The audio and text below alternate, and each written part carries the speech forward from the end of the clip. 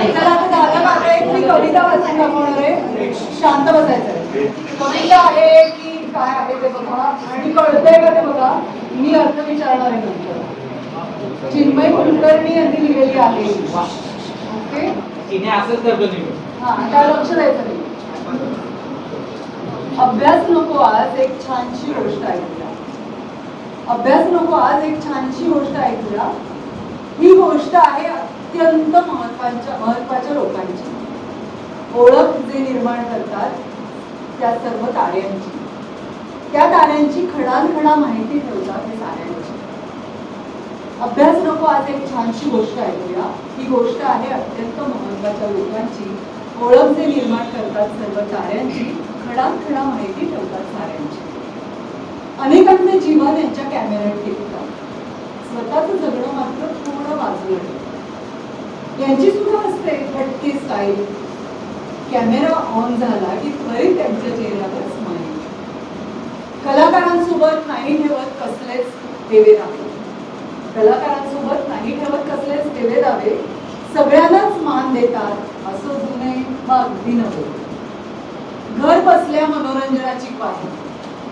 घर बसल्या मनोरंजनाची ग्वाही हे प्रत्येक कुटुंबाला देतात. पण खरं सांगते मुलांनो, आपल्या घरी आपल्या कुटुंबासोबत अगदी कमी वेळ घालवतात. कोणी आईला, कोणी नवऱ्याला, कोणी मुलांना आज नक्की घरी लवकर येणार असं सांगून निघतात. पण सेटवरची स्टोरी मिळवण्यासाठी तास तासभर थांबतात. प्रेक्षकांना घालतात साथ. कलाकारांपर्यंत पोहोचवतात रसिकांची दाद.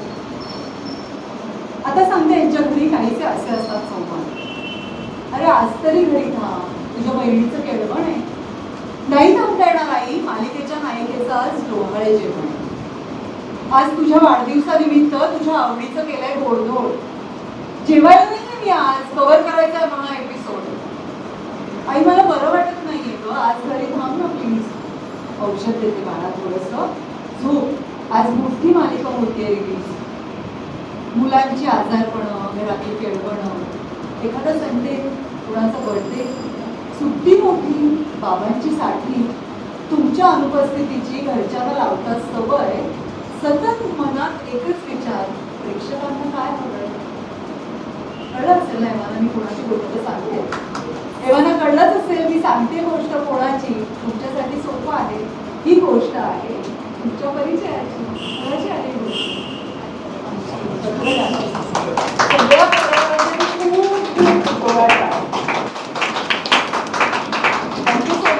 तुम्ही असता म्हणून आम्ही आहोत. आणि मला असं वाटतं की मीडिया किंवा हे जे मनोरंजन क्षेत्र आहे ते तुमच्या पायावर उभं आहे.